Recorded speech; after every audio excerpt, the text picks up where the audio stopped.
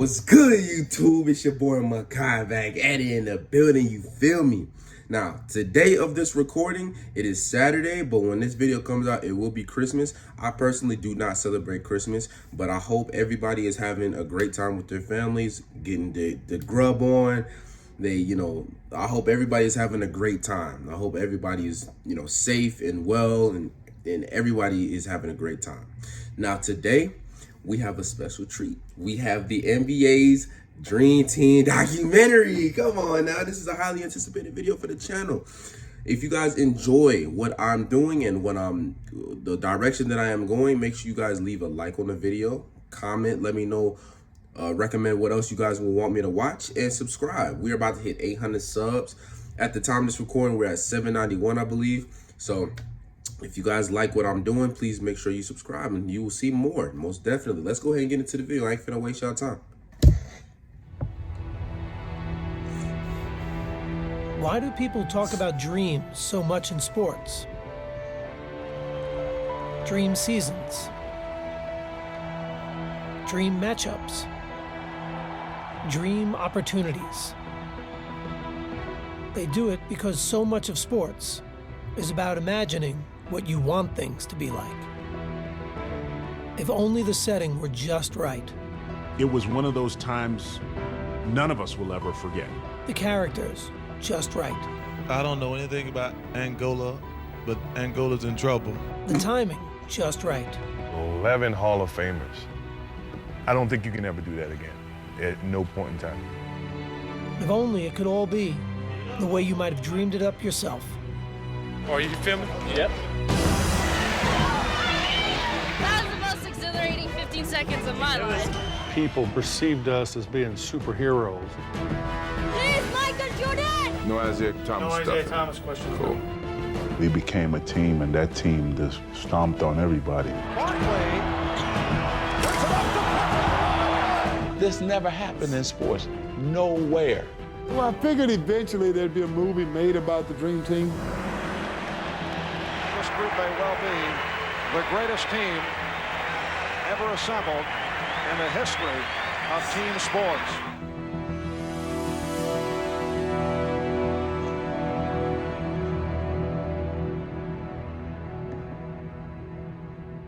God bless you, and God bless America. 20 years can go by pretty fast, and the world isn't gonna stop and wait for you to remember what it used to look like. 1992 was a time of change. New faces in America quickly transforming into cultural icons. None more so than the superstars of the NBA. The Bulls have repeated. Let the party begin. After the legends of the 80s had lifted the league's profile to new heights, a fresh crop of players had blown the lid off.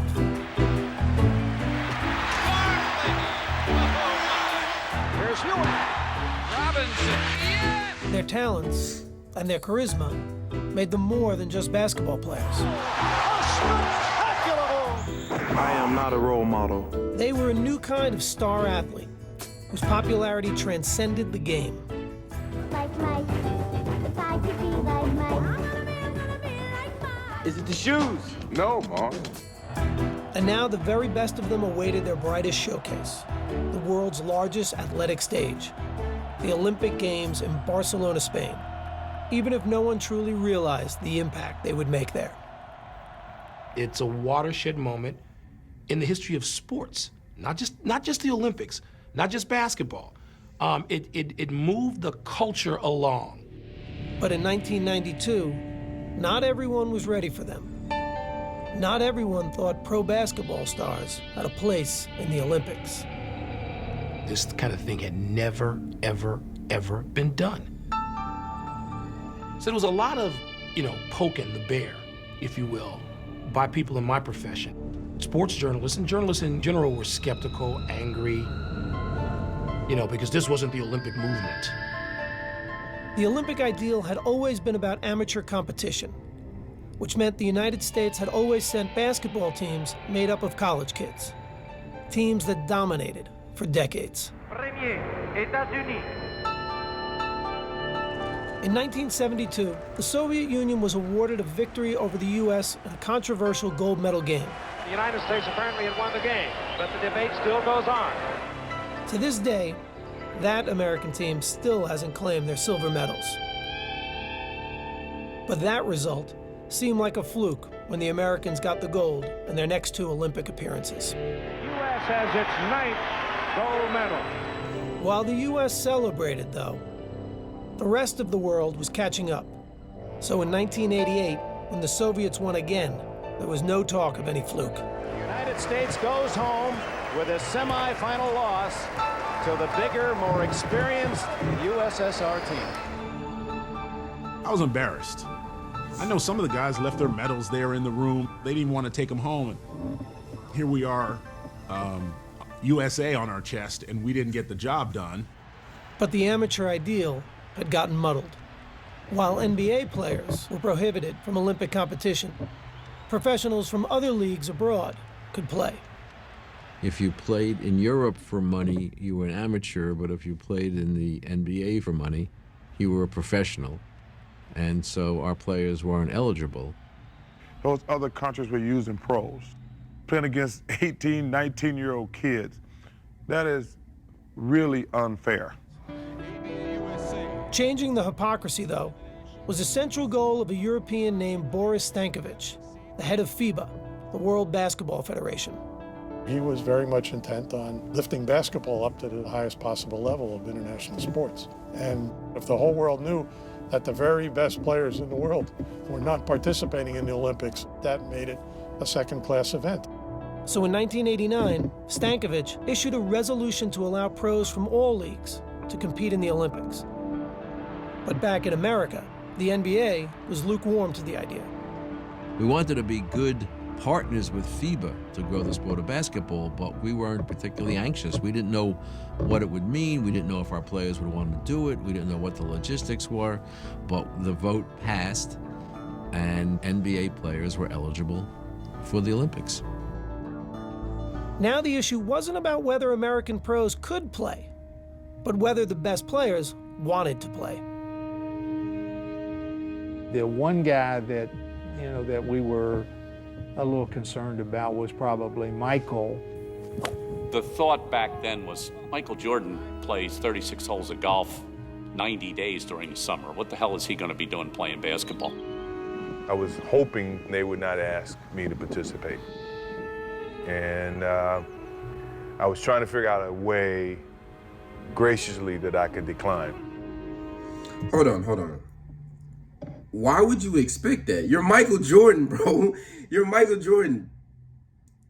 You're probably gonna be one of the first people they're gonna call, bro, because you're the face of the NBA. People were saying that he was the greatest player in 1992. By a second ring, people were saying he was the greatest player ever.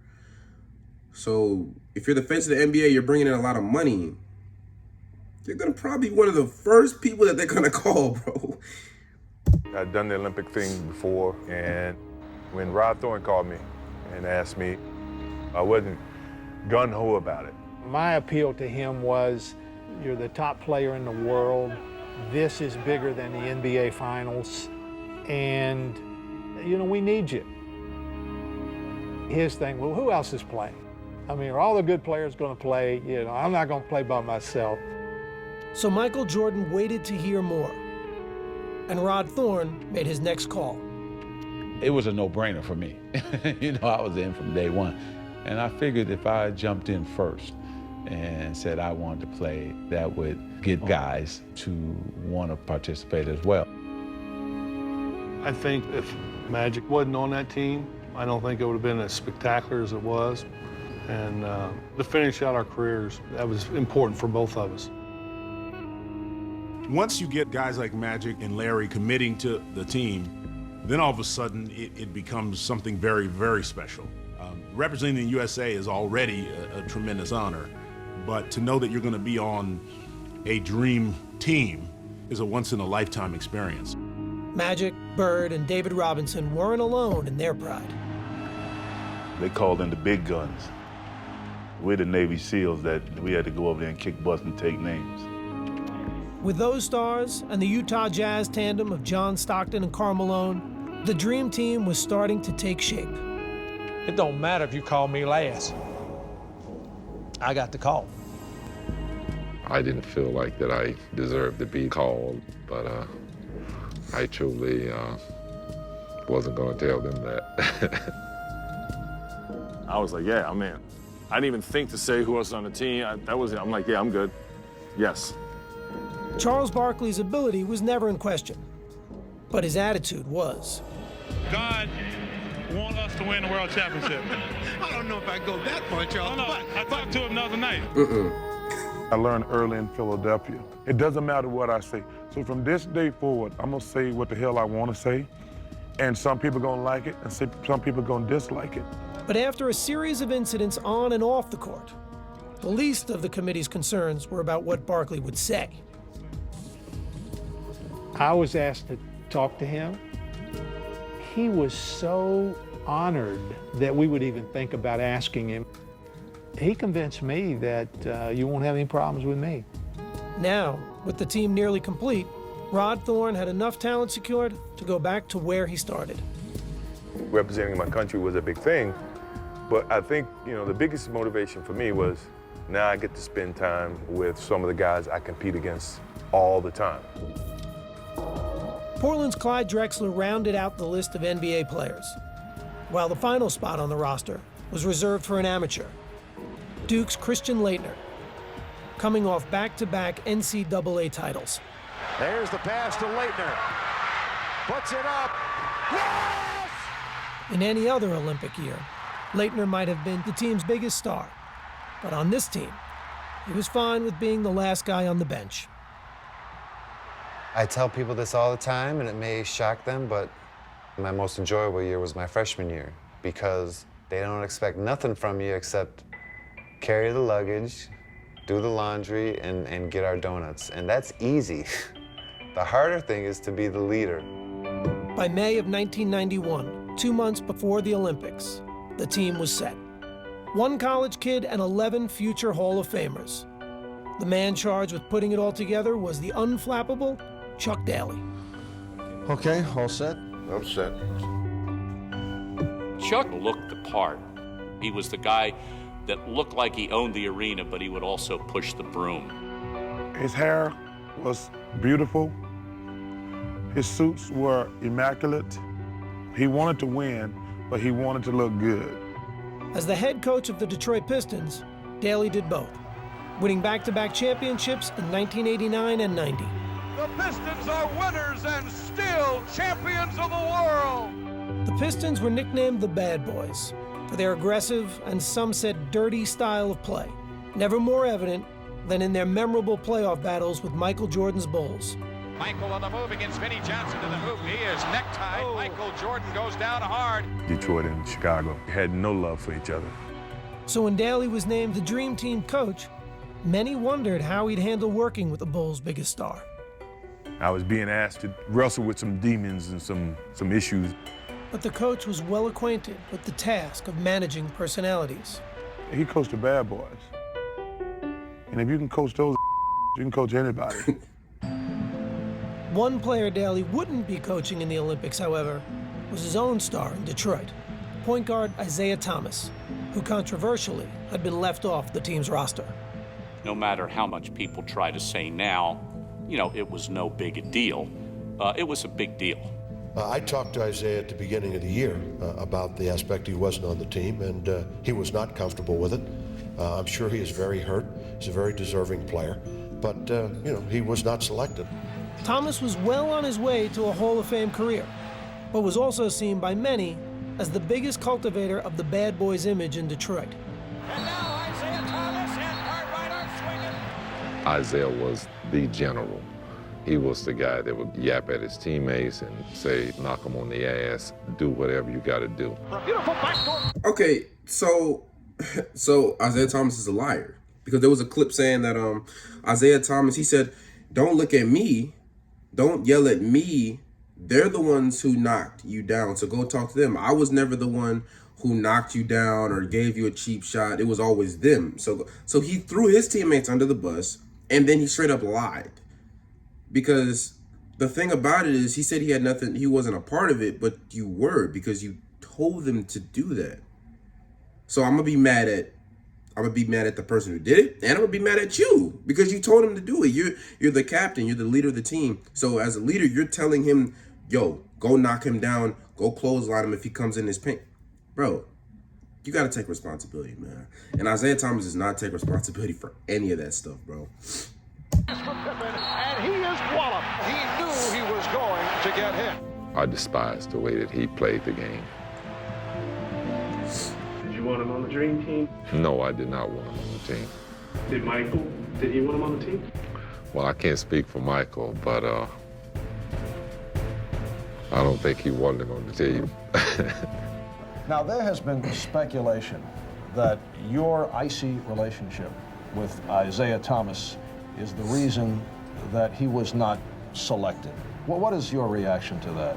That was one of the stipulations put to me prior to me even committing, that Isaiah wasn't a part of the team. I was getting strong innuendos that it wasn't just, it was coming from higher places that didn't want Isaiah Thomas on the team. Certainly things are being pointed at me because of our relationship and of course about the way that the end of the game between Detroit and Chicago ended. We were picking the group just after the Pistons had been eliminated by the Bulls, and it was very bad timing for Isaiah. Everybody had fresh in their mind the picture of Isaiah walking off the court. Pistons wasting no time in getting out of here. They left the bench, although there's 7 and 9/10 seconds remaining. The Pistons just left. When the Pistons walked off the court before the final bell, I think it left a bad taste in a lot of people's mouths. All right, no Isaiah Thomas stuff. No Isaiah Thomas questions. Cool. Jordan and the team were done answering questions about Isaiah. But with training camp approaching, a bigger question would need to be answered. Hello, how you doing? How would the 12 stars that were selected play together? Welcome. Training camp began on June 22nd, 1992, in La Jolla, California. And when the gym doors opened, no one was quite sure what to expect, especially the players themselves. There's a lot of egos in one gym and on one team. Everybody wanted their form to shine and showcase why they were a part of this team. With all these stars on the team, if it comes down to the last shot, who's gonna take the shot? Me. Everybody in the world has an ego. The only difference between us, we have a reason to have an ego. Every one of us felt like we was everybody. And when practice started that first day, every player seemed to be trying to prove just how great they were. It was a very competitive practice, and I'm thinking, aren't we all on the same team? Patrick go, I don't want to play with David, I want to play against him. Then you hear Michael say, I don't want to be on Magic's team, I want to play against him. Every evaluation of Michael Jordan at that time was, he's good, but he's never Magic Johnson. In my competitive nature, I wanted to use every little bit that I could gather so that I can gain an advantage.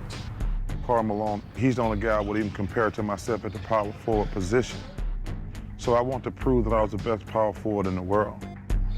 Charles. Yeah, he's a great talent. Do I think he's better than me? Hell no. So let's do this. By the time this over with, you're gonna be thinking I'm damn good too.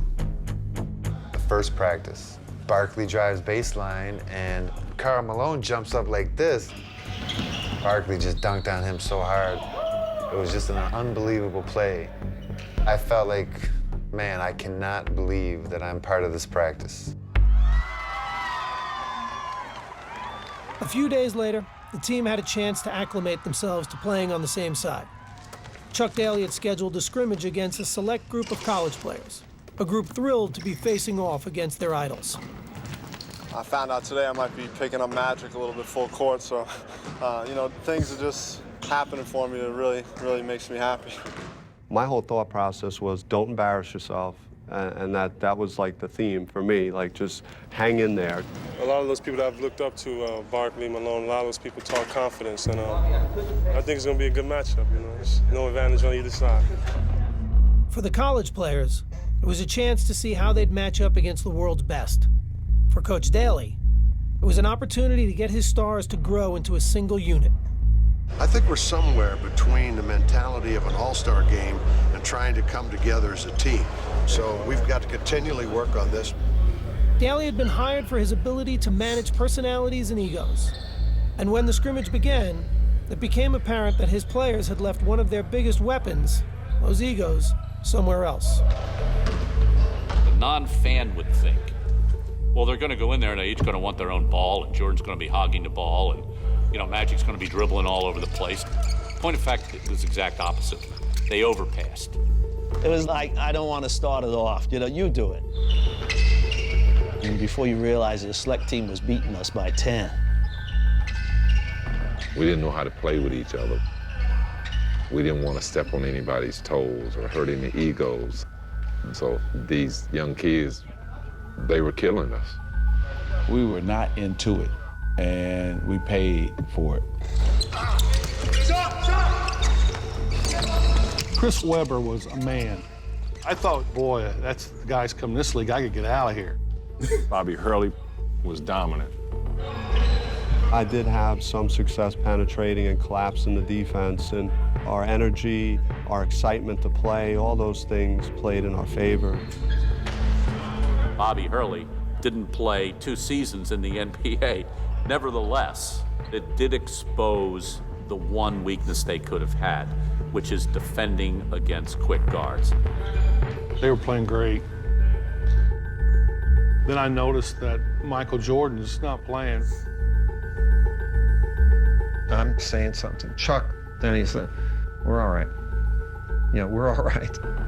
Daly watched as his players failed to make up the deficit. And in their first taste of outside competition, the Dream Team lost. A story their coach didn't want the press to get their hands on. I remember Chuck saying, as soon as the game ended and we were getting ready to let media in, it was erase the scoreboard.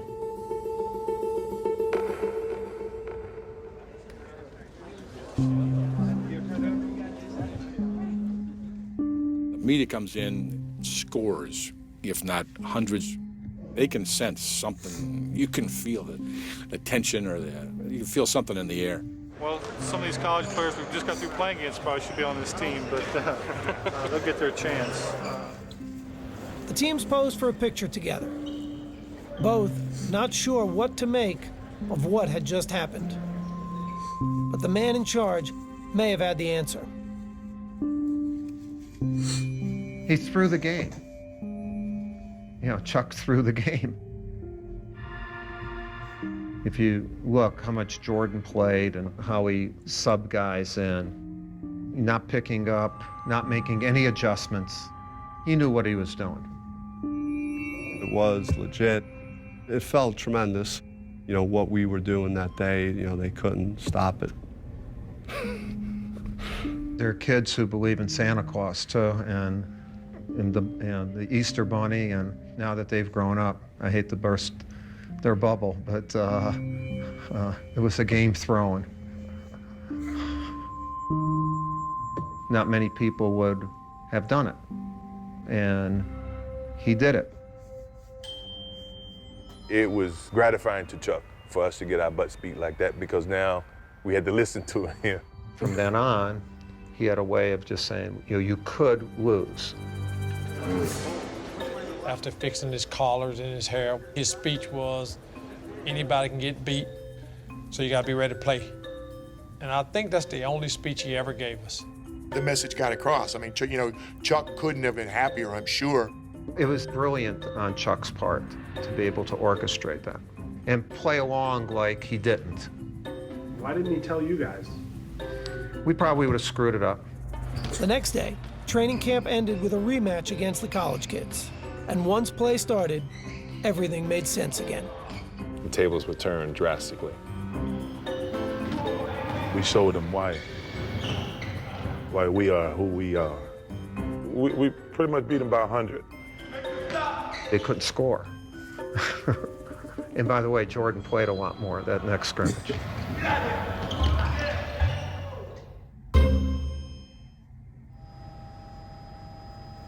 Before the Dream Team could play in the 1992 Olympics, they had to qualify.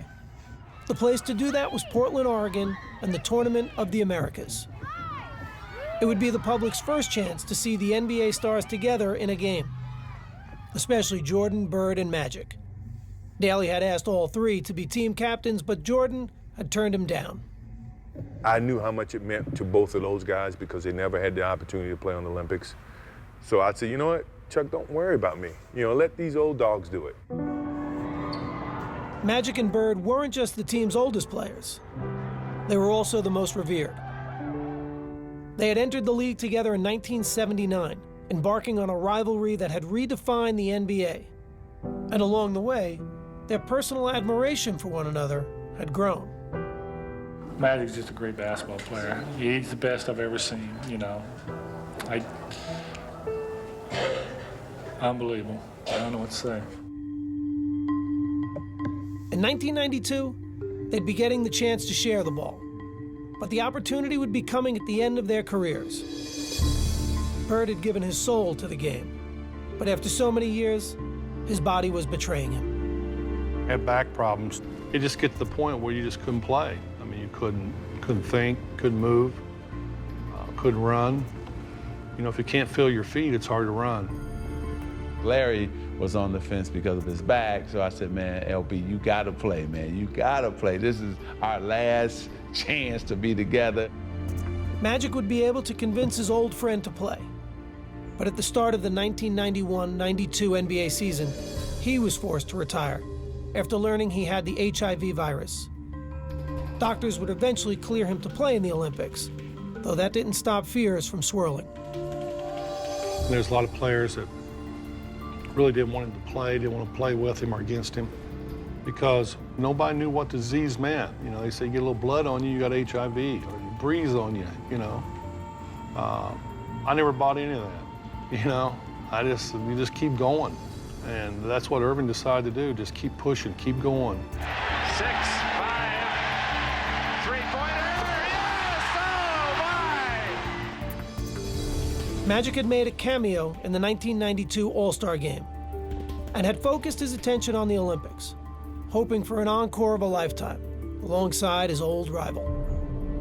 Our careers were really over, and it was something I thought needed to happen for both of us. Their debut would take place at Portland's Rose Garden, with their team needing to medal in the Tournament of the Americas to qualify for the Olympics. That seemed like a foregone conclusion to just about everyone, including their first opponents, who were completely in awe before the game even started. The Cuban team spontaneously drops to its knees as if 12 popes had come by on Easter Sunday. At that point, the idea that this is merely a basketball game has been ripped asunder. It was a surreal feeling. You're like, dude, we're here to kick y'all behind. And they want to take pictures with you. Then the game begins. Magic and Larry come out together, two guys that had saved the league. They wouldn't even be playing this game without those two. And Magic passed the ball. Larry makes the first basket. Bird banking in, goes to the fadeaway. I mean, you know, it just didn't get any better than that.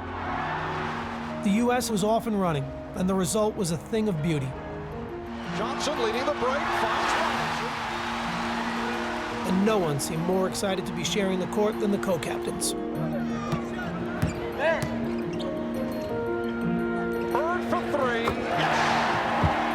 Opening night was a smashing success, with the outcome never in doubt. Oh, a bullet from Magic to Portland. And late in the game, the fans in Portland decided they wanted a curtain call from a three-time MVP. The crowd start cheering, Larry, Larry, Larry.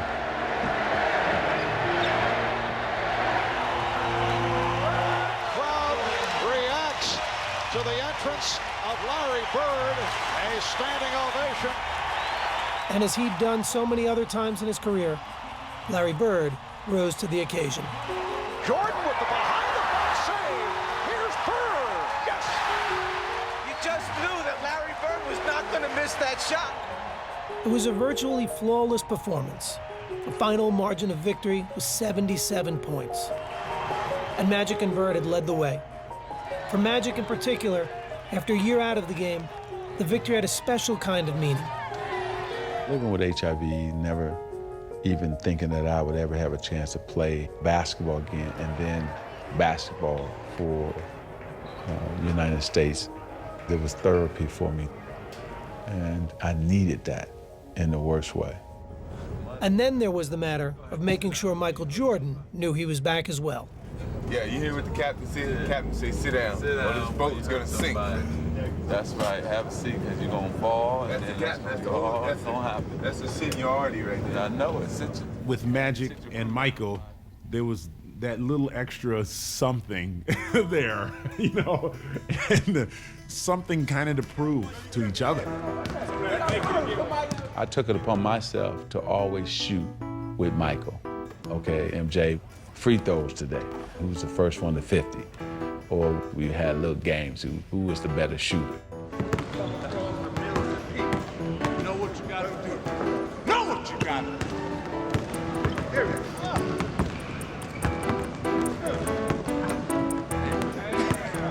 He didn't want to relinquish that control of the 80s, in a sense, even though we were going into the 90s. Don't touch the phone. One hand, don't touch it. Don't touch it.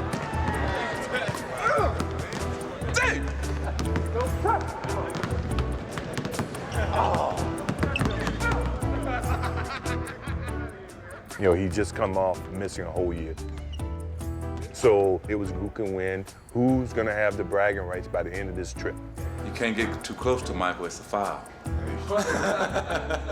You haven't committed a foul in almost a year and a half, man. How can you talk? Michael's always tried to let people know that he's the top dog in whatever. That's just his competitive mode.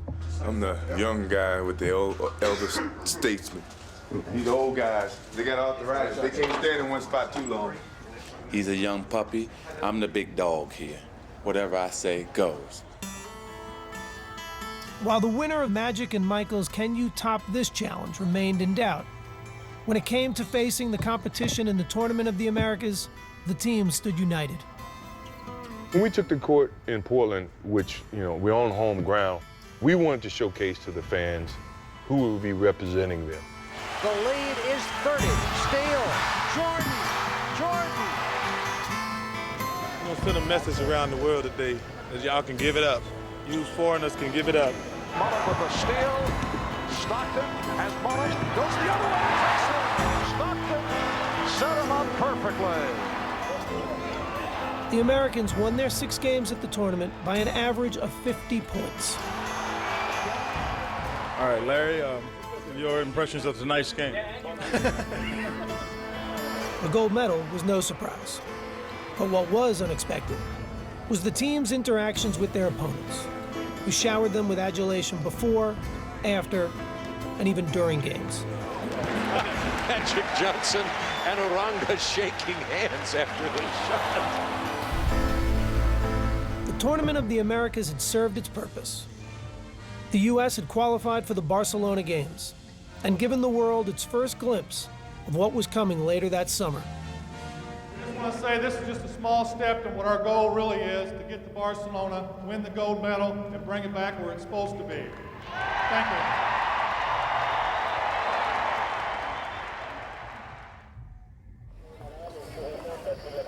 On July 18th, 1992, with the Barcelona Olympics a week away, the U.S. men's basketball team headed overseas.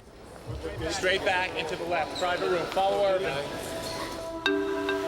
They would hold several days of practice in Monte Carlo and play one more tune-up before heading to the Olympics.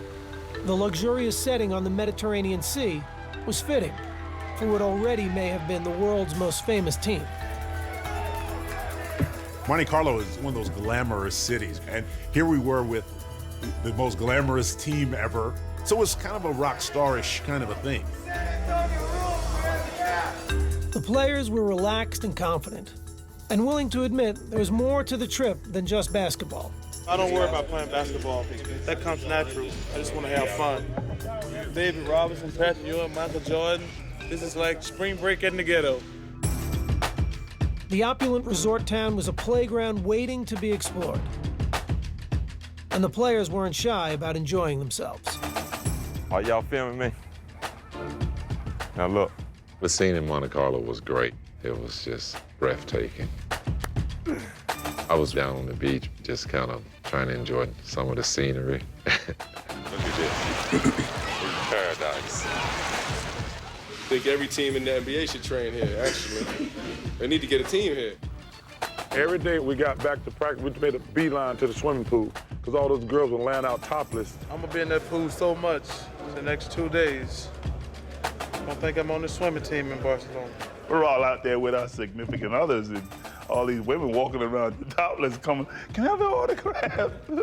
So I signed it and Michael pops me and tells me, see, usually you tell everybody no, but because this lady coming over topless, you're gonna sign her autograph. My wife looking at me like.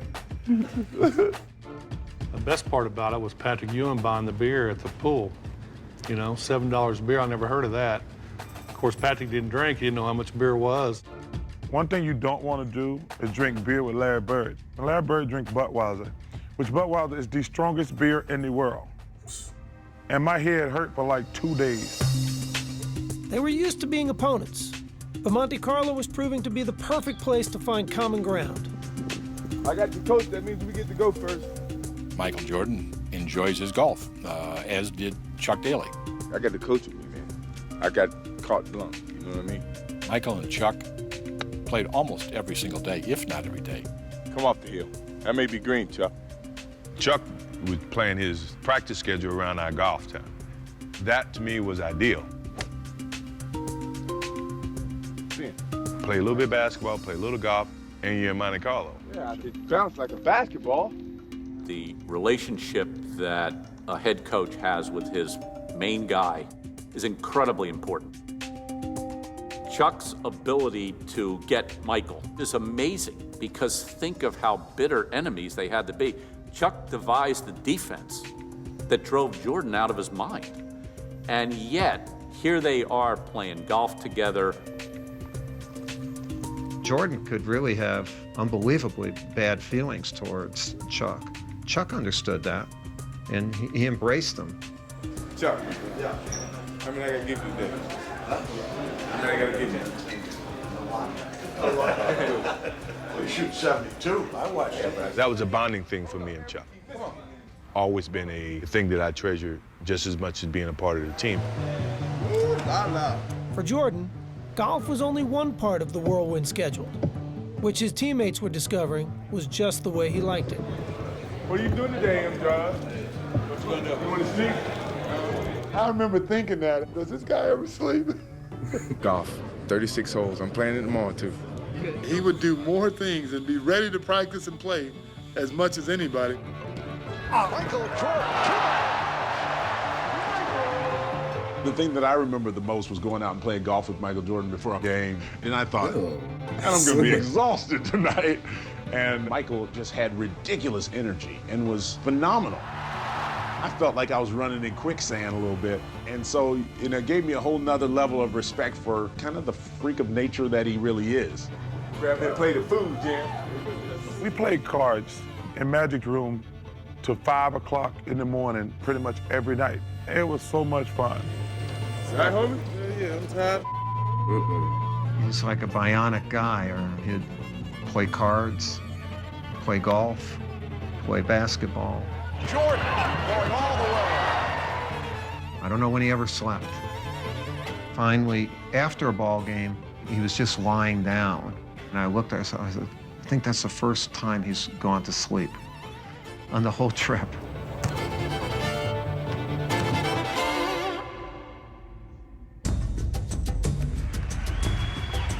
After a few days in Monte Carlo, the players returned to the court for an exhibition against the French national team.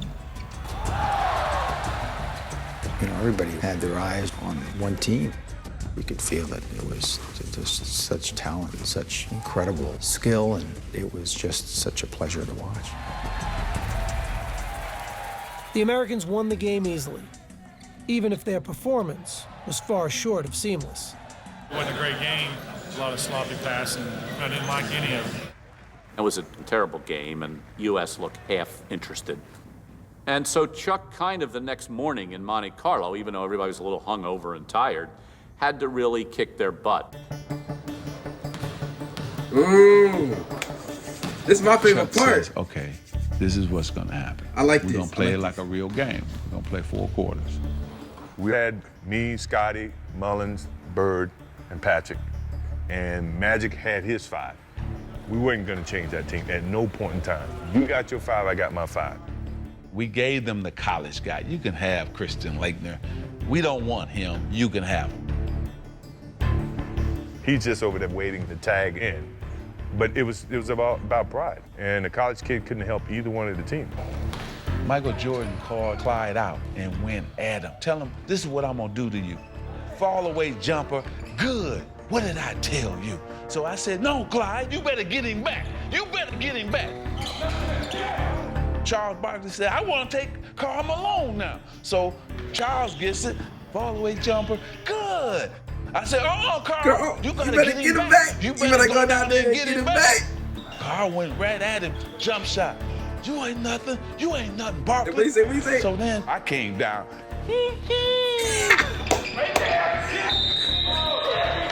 His energy is real high. He feels like he's in an opportunity to prove himself.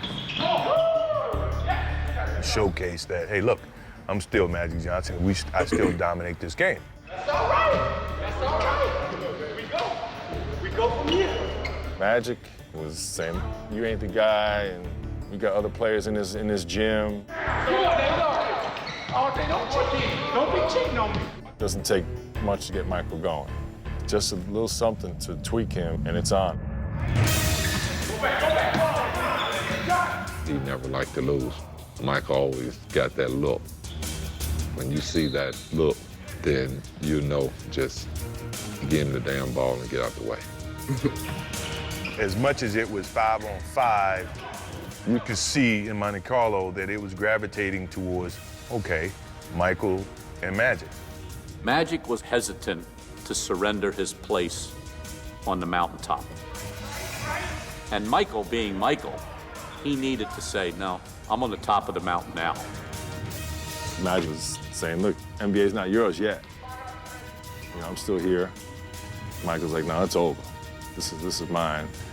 And the funny thing was Larry was sitting on the side going, it's his. Chuck realized the competition aspect was getting a little bit too high. Killing everybody on our squad. He wanted to end practice, but Magic didn't want to end because he wanted to keep playing because we just kicked his ass. How you like that ass kicking we gave you? No. Come on now. Well, y'all got the first quarter practice.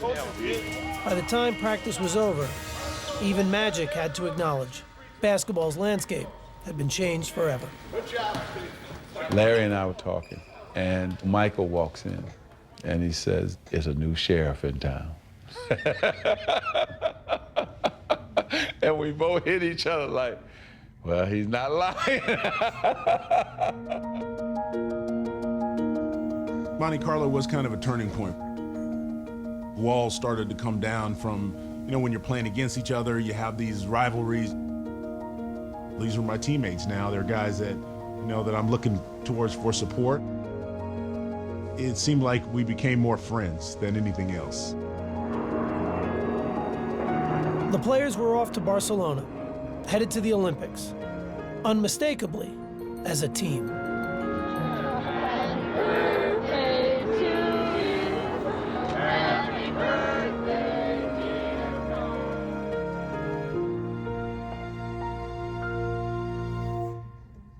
We're going to end it right there. We got about 20 minutes left, so I'm going to see y'all in part 2. And we're going to wrap this whole thing up, this whole documentary thing up, this Dream Team documentary up. But I hope you guys enjoyed it. Please like, comment, and subscribe. And I'm going to see y'all in the next one, which should come out, on either Tuesday or Wednesday. This ain't going to be that long. But anyways, I'm going to get up out of here. Peace.